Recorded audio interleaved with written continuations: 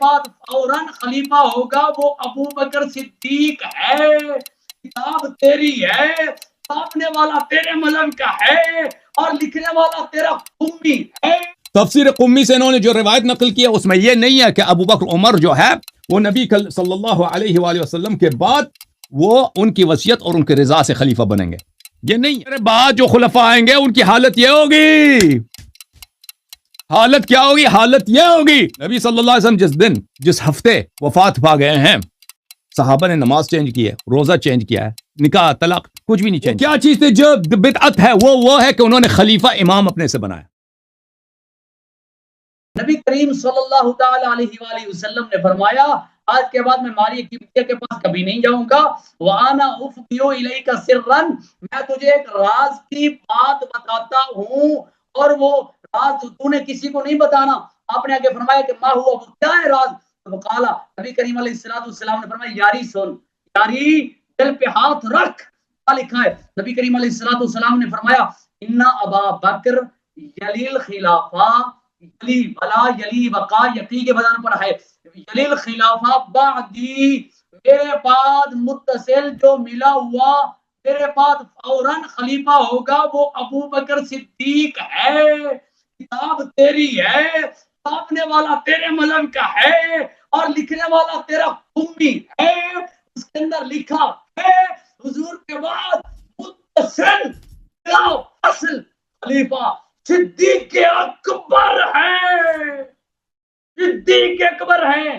چلو جی حوالہ پورا ہو گیا جی, ٹائم مکمل ہو گیا. ایک آدھا منٹ حضرت حفصہ کو کہا ابو کا اے حفصہ, ابو بکر کے بعد تیرا باپ یعنی حضرت عمر خلیفہ ہوں گے, یہ اس کا منکر لحاظ ہے, تب بھی کافر ثابت. طارق صاحب میں نے ان کو کہا تھا کہ میرے اعتراض کا جواب دینا, وہ کھجوروں والی اس نے نہیں دیا نا, چلے نہیں دیا. اس کے پاس اگر جواب ہوتا 4-5 دفعہ, دیکھیں جو نبی صلی اللہ علیہ وسلم کا گستاخ ہے وہ کافر ہوتا ہے. اور بات چل رافضیت پر کہ ابو بکر عمر کو نہ ماننا.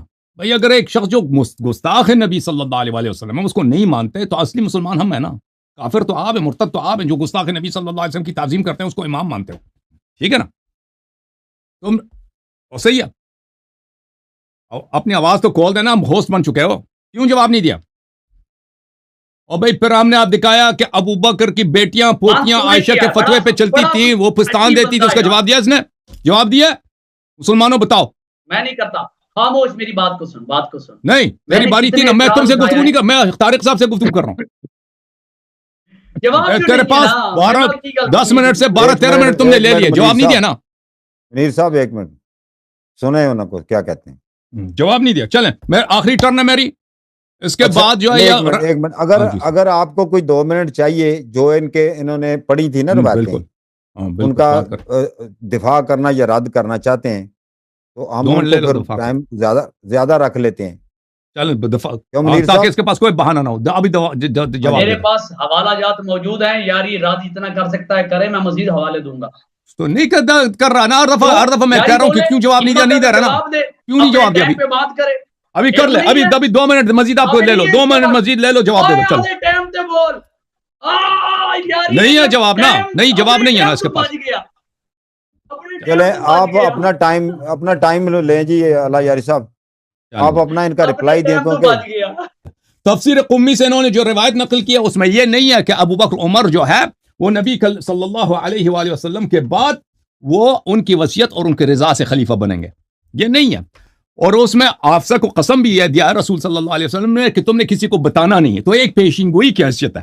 نہیں یہ کہ جیسے نبی صلی اللہ علیہ وسلم کو مستقبل کے واقعات پتہ تھے اور وہ پیشگوئی کرتے تھے, اس طرح بہت ساری باتیں پتہ تھیں, لیکن اس کا مطلب یہ نہیں کہ وہ راضی بھی تھے. نبی صلی اللہ علیہ وسلم نے فرمایا کہ میرے بعد امام حسین علیہ السلام کربلا میں قتل ہوں گے, روئے بھی ہیں, خبر بھی دی ہے نا ان کے معجزات میں سے, لیکن اس کا مطلب یہ نہیں کہ وہ راضی تھے.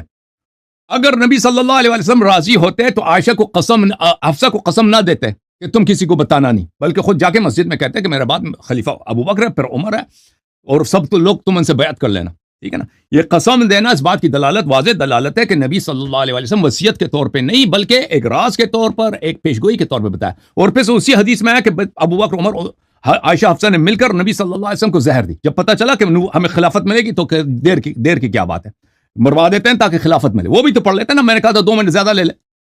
اس کو پوری طرح پڑھ لیں. یہ دیکھو یہ تمہاری کتاب ہے صحیح مسلم, صحیح مسلم شاب دار الفکر, ٹھیک ہے نا, یہ کتاب الامارہ, حدیث نمبر ہے 1847. حذیفہ ابن الیمان سے روایت ہے کہ نبی صلی اللہ علیہ وآلہ وسلم نے کہا یکون بعدی ائمۃ لا یہتدون بہدی, میرے بعد جو امام آئیں گے, نبی صلی اللہ علیہ وسلم کے بعد جو خلیفہ آئے گا میری ہدایت پہ نہیں ہوگا, ولا یستنون بسنتی, اور میرے سنت پہ بھی نہیں ہوگا. کون آئے تھے نبی صلی اللہ علیہ وسلم کے بعد؟ ابو بکر عمر عثمان, ٹھیک ہے نا, ابو بکر عمر عثمان آئے تھے, میرے سنت پہ بھی نہیں ہوں گے. وسیقوم فیہم رجالا, اور یہ ایسے لوگ ہوں گے قلوبہم قلوب الشیاطین فی جثمان انس, کہ یہ پورے شیطان ہوں گے انسان کی صورت میں. رافضیت اسی کو تو کہتا ہے نا بھائی, کہتا ہے ابو بکر عمر کو تم گالی دیتے ہو. نبی صلی اللہ علیہ وسلم نے اس سے زیادہ کوئی کسی شیعہ نے تبرہ کی ہے بھائی؟ میرے بعد جو خلفاء آئیں گے ان کی حالت یہ ہوگی, حالت کیا ہوگی؟ حالت یہ ہوگی کہ وہ ظاہر میں تو انسان ہوں گے, باطن حقیقت میں شیطان. رافضیت ثابت ہے یا نہیں صحیح مسلم سے؟ کہتا ہے ابو بکر عمر عثمان کو تم نہیں مانتے جی, نہیں مانتے. نبی صلی اللہ علیہ وسلم سے سیکھا ہے بھائی, نبی کا دین یہی ہے, نبی کا دین ہے. حذیفہ ابن یمان کی حدیث ہے, حذیفہ نے کہا کہ اگر میں وہ زمانہ پاؤں تو کیا کروں؟ نبی صلی اللہ علیہ وسلم نے نہیں کہا کہ تم نہیں پاؤ گے, یہ تو بہت 200 سال کی بات ہے. فرمایا کہ وہ زمانہ پاؤ گے تو امیر کی بات مان لینا, اس خلیفے کی بات مان لینا, ان سے ٹکر نہیں لینا, ٹھیک ہے نا. تو بھائی حذیفہ ابن یمان کی کب وفات ہوئی ہے؟ عثمان کی خلافت میں, عثمان کی خلافت کے آخر میں اس کی وفات ہوئی. تم نہیں کہہ سکتے کہ اس حدیث کا اطلاق امیر المومنین علی علیہ السلام پہ بھی ہوتا ہے, کیونکہ امیر المومنین علیہ السلام کی جو ہے ان کا کردار وہ بلا نزاع سب مسلمانوں کے نزدیک وہ کس متنازع ہے ہی نہیں. سب مانتے ہیں کہ وہ امام راشد ہے, خلیفہ راشد ہے, وہ علی مع الحق والحق مع علی, ٹھیک ہے نا. جو ان پہ انگلی اٹھائے گا وہ کافر ہوگا. متنازع جو ہے ابو بکر عمر عثمان ہے. ابو بکر عمر عثمان کی خلافت کا یہاں پہ پتہ چلا. مزید آپ کی خدمت میں مزید جو محترم ناظرین ان کے صحیح ترین احادیث سے ثابت کریں گے. جی یہ کتاب ہے صحیح بخاری, ادھر دیکھو. اب ان اعتراضات کا جواب دینا. اعتراض ہے ابو عمر نے نبی صلی اللہ علیہ وسلم کی توہین کیا, جواب نہیں دیا تم نے.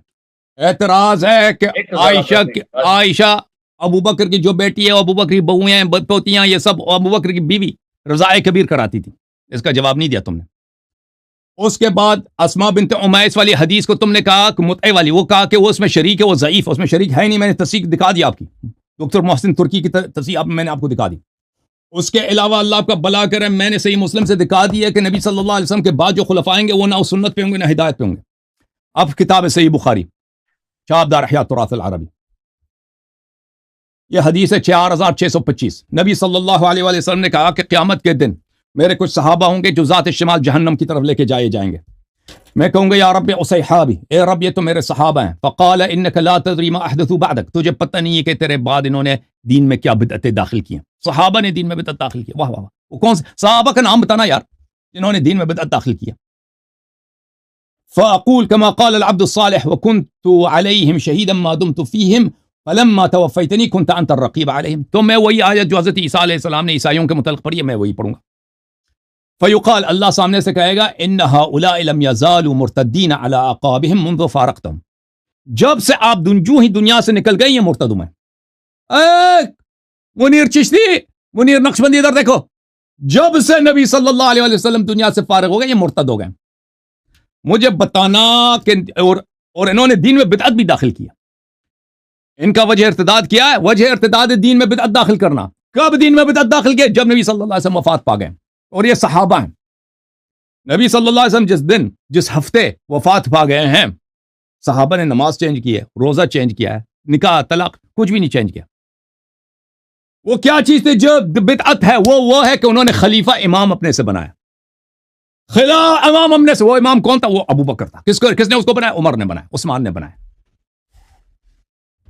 تمہارا اپنا عقیدہ ہے کہ ابو بکر کی خلافت پہ تو کوئی نص نہیں ہے نا, نبی صلی اللہ علیہ وسلم نے تو نہیں بنایا. اگر تم کہتے ہو نبی نے بنایا تو ہمیں وہ دکھانا وہ حدیث کہ نبی صلی اللہ علیہ وسلم نے کب بنایا, اور ہمیں بتا دینا نبی صلی اللہ علیہ وسلم کے جس دن وفات ہوئی ہے, جس ایام میں وفات ہوئی ہے, وہاں پہ کون سی بدعت پیش آئی جس کی وجہ سے صحابہ مرتد ہو گئے. سوائے ابو بکر کی خلافت کے کچھ بھی واقع نہیں ہوا, اور ابو بکر کی خلافت پہ کوئی نص ہے نہیں. ان کا اپنا اجماع ہے. یہ کتاب صحیح بخاری, ادھر دیکھو ابو بکر کی خلافت پہ کوئی نص نہیں ہے. یہ ابو بکر حدیث نمبر 3668 ہے, صفحہ نمبر 651, کتاب فضائل اصحاب النبی صلی اللہ علیہ وآلہ وسلم. ابو بکر جب ثقیفہ بنی ساعدہ گئے تھے نا, انصار نے کہا تھا خلیفہ ایک ہمارا ہوگا ایک تمہارا ہوگا. ابو بکر نے کہا نہیں ہو سکتا, اور کہا کہ فبایع عمر ابا عبیدہ. ابو بکر نے خود کہا تھا کہ جاؤ عمر سے بیعت کرو یا ابو عبیدہ جراح سے بیعت کرو, یہ قریش میں سے. اگر ابو بکر منصوص ہوتا نا کہ نبی صلی اللہ علیہ وسلم نے اس کو خلیفہ بنایا ہوتا, تو ابو بکر کبھی نہیں کہتا کہ یہ تم ان دونوں سے بیعت کر لینا. پھر ملاحظہ کریں کہ خود عمر نے کہا تھا بیعت ابی بکر کانت فلتتن وقی اللہ شرھا. یہ بھی بخاری کی حدیث ہے, آپ کو پتہ ہوگا, مجھے دکھانے کی ضرورت نہیں ہے کہ ابو بکر کی بیعت خطا تھی. نبی صلی اللہ علیہ وسلم جس کو خلیفہ بنایا نا, اس کو خطا, اس کی بیعت کو خطا کہنا وہ خود کفر ہوتا ہے. اب جو ہے نا طارق وان صاحب, جتنے ٹرن انہوں نے لیے اتنے ٹرن میں نے لیا. یہ میرے اعتراضات کا جواب نہیں دیتا. میں نے رافضیت قرآن و سنت سے ان کی اپنی کتابوں سے ثابت کیا, مناظرہ ختم ہے, ان کا مذہبی باطل ہے, سب شیعہ بنو, ٹھیک ہے نا. طارق وان صاحب آپ اتمام حجت کریں. یہ میرے اعتراضات کا جواب اس دفعہ نہیں دیا نا, تو پھر بات آگے نہیں بڑھے گی. طارق صاحب آپ کا مائک بند ہے جناب. ہوسٹ صاحب ان کا مائک تو کھول دو نا, آپ ہوسٹ بن چکے ہو. طارق صاحب آواز آ رہی ہے میری؟ وہ نا مفتی منیر صاحب اب کیا کرنا ہے آگے؟ جی مناظرہ چلے گا, اس کے پاس دلائل ختم ہے, ہمارے پاس بڑے پڑے ہیں. پتہ اس طرح ہے نا کہ وہ ان کو اسی طرح جو انہوں نے پوائنٹ اٹھائے ہوتے ہیں نا, ان کا رد کرنا ہوتا ہے نا, ان کو رد کرتے جائیں تو بڑھتے جاتے ہیں. جی میری بات کو سنیں آپ یہ دیکھیں کہ اس نے حضرت زید والی روایت کا انکار کیا, میں نے اس کا رد کیا. فارسی والی روایت کا انکار کیا. مولا علی کو انہوں نے سنیں مولا علی کو انہوں نے گمراہ کہا, میں نے روایت پیش کی, اس نے جواب نہ دیا. مولا علی کو انہوں نے بالکل جواب دیا اس کا. انہوں نے معاذ اللہ مولا علی کو مطع کرنے والا یعنی معاذ اللہ زانی کہا. ہم نے وہ روایت دی, اس نے بالکل جواب نہیں دیا. نہیں انہوں نے, مجھے کیا پتا علم کا, تو اگر اس کو سکھانا ہے تو کاظمی صاحب تسی وچ نہ بولو. کاظمی صاحب پلیز اے نا ویکھو, کاظمی کو اگر علم زیادہ ہے تو کاظمی کو سامنے بٹھا دو. میرے منیر صاحب یقین کریں, وہ انہوں نے ٹچ کیا, صحیح دیا یا غلط دیا ہے وہ لوگ دیکھ لیں گے. وہ جو آپ کو انہوں نے 5-6 پوائنٹ نہ ریز کیے ہیں, بڑے امپورٹنٹ پوائنٹ ہیں, وہ پلیز ان کو یہ اٹھائے, ان کا میں بتا دوں, اگر آپ اجازت دیں تو میں ریپیٹ کر دوں ان کو, اگر اجازت دیں. ریپیٹ کریں. ایک تو کھجور والی روایت کا وہ آپ کر دیں, ٹھیک ہے, میں لکھ لیا میں نے. ہاں وہ لکھتے جائیں. دوسرا انہوں نے جو کہا کہ چینج کیا, مطلب متا اور متا تو نکاح اور متا حج متا, یہ آپ نے چینج کیا نا حضرت عمر فاروق کا, یہ حوالہ انہوں نے دیا ہے. یہ انہوں نے پچھلے اس کا رد ہو گیا پیچھے, میں مزید رد کرتا ہوں. ٹھیک ہے, ایک روایت کو آپ نے دیا ہے جو جس کی نیچے شریک آواز نہیں آ رہی, آواز کو نہیں آ رہی. آواز آ رہی ہے, آواز صحیح ہے, آواز فرسٹ کلاس ہے, آواز بالکل صحیح ہے. وہ تو آپ نے شریک کا کیا تھا, وہ پھر انہوں نے کیا کہ وہ تو آپ کا چلو جواب آ گیا, وہ اگر نہیں بھی دینا چاہتے. یہ جو کھجور والی ہے اور یہ جتنی باقی وہ مطلب بخاری سے انہوں نے پیش کی, تو یہ 5-6 پوائنٹ ایسے بن جاتے ہیں. ان کو آپ لکھ لیں, تو اگر کہتے ہیں تو 1 منٹ میں دہرا دیتے ہیں. میری تو جو جتنی حافظے میں تھی میں نے بتا دی ہیں, تو ان کو ایڈریس کر لیں, وہ عوام پر چھوڑ دیں. میری بات سنیں, مجھے تو 3 سنائی دیے ہیں, ایک شریک والا, ایک کھجور کی روایت والا, ایک ردائے کبیر والا, باقی آواز درمیان میں کٹ ہو گئی. ہاں ایک وہ ہے میں بتا دوں, میں بتا دیتا ہوں. وہ جو انہوں نے کہا تھا کہ میرے حضرت یمان کی تھی, آئی تھنک, وہ جنہوں نے کہا کہ اگر تم ان کو پاؤ تو وہ گمراہ والی خلفاء جو ہوتے ہیں, نبی صلی اللہ علیہ وسلم کے بعد جو خلفاء آئیں گے, اگر تم ان کا وقت پاؤ. ایک اور بھی میں نے بتایا کہ نبی صلی اللہ علیہ وسلم کہیں گے روز قیامت کے, میرے فرمائیں گے کچھ ان کے صحابہ جہنم کی طرف لے کے جائیں گے. ہاں کہیں گے کہ یہ میرے صحابہ ہیں, کہیں گے کہ انہوں نے دین میں بدعت داخل کیا نا. بدعت کب داخل کی؟ جس دن نبی صلی اللہ علیہ وسلم کی وفات ہوئی اسی دن. ایسے ہیں تو 6 سے میں نے گنتا رہا ہوں, ایسے 6-7 پوائنٹ تھے, لیکن 5 کا جواب دے دیں, پنجہ مار دیں ان کو. چلیں جی, آپ نے سے ٹھوکا نا, یہ بیچارے ایسا ہے کہ رونے لگے, شیلے سے پتہ چل جاتا ہے کہ کیا بولوں, کیا نہیں کوئی اس کا جواب تو ہوگا نا جی. بسم اللہ الرحمن الرحیم. خاموش, اب خاموش یاری, خاموش ہو جا, اب خاموش ہو جا. بسم اللہ الرحمن, اب میری باری میں کسی نے نہیں بولنا, بالکل نہیں بولنا, بالکل. پھر ہم نے اس پہ اعتراض کیا کہ ان کی کتاب صادقین تفسیر میں لکھا ہے کہ مدہ کرنا یعنی جو حرام ہے جس کو حضور نے بلکہ اللہ نے حرام قرار دیا ہے، اس نے کہا، ان کی کتاب میں لکھا ہے کہ خدا رب تعالیٰ کی سنت ہے، پروردگار کی سنت ہے، ہم نے کہا یہ خدا کی گستاخی ہے، یہ اس کو بھی روٹی سمجھ کے پتہ نہیں نان پیزا سمجھ کے کھا گیا، نکل گیا، اس کا بھی اس کے پاس کوئی جواب نہ تھا۔ پھر ہم نے اس پر اعتراض کیا، ہم نے اس کو کہا کہ جناب یاری صاحب یہ بتائیں، نبی کریم صلی اللہ تعالی علیہ وآلہ وسلم نے یہ فرمایا تھا کہ جلیل خلافہ، میرے بعد جو متصل خلیفہ ہوگا وہ ابوبکر صدیق ہوگا۔ تو اس نے کیا کیا، اس نے اس کو پیش گوئی کا حوالہ دے کر اس کو ٹال مٹول کر دیا، اس کے پاس نہ علم ہے، نہ سمجھ ہے، نہ فہم ہے، نہ عقل ہے، کچھ بھی نہیں ہے۔ پیش گوئی اس کی ہوتی ہے جس کو پتہ نہ ہو اور وہ اپنے خیالات سے آگے کی بات کا اظہار کرے۔ اور نبی کریم علیہ السلام کے بارے تو اللہ قرآن میں جگہ جگہ پہ فرماتا ہے، کبھی فرماتا ہے وما کان اللہ لیطلعکم علی الغیب ولکن اللہ یجتبی من رسلہ، تو حضور علیہ السلام کو ہم نے علم غیب پر مطلع کیا ہے۔ کبھی نبی کریم علیہ السلام کے بارے اللہ نے فرمایا الرحمن علم القرآن، تو یہ ایک علیحدہ موضوع ہے، اللہ نے اپنے محبوب کو مطلع کیا تھا۔ اور نبی کریم علیہ السلام نے خود یہ فرمایا تھا کہ میرے بعد خلیفہ ابوبکر صدیق ہوں گے، پھر حضرت عمر ہوں گے۔ اس نے اس کو پیشگوئی کا حوالہ دیا اور ٹال مٹول کر کے بھاگ گیا جہاں انہوں نے سکرین پہ لیکنگ شروع کی اور وہاں سے یہ فرار کا مسافر ہوا۔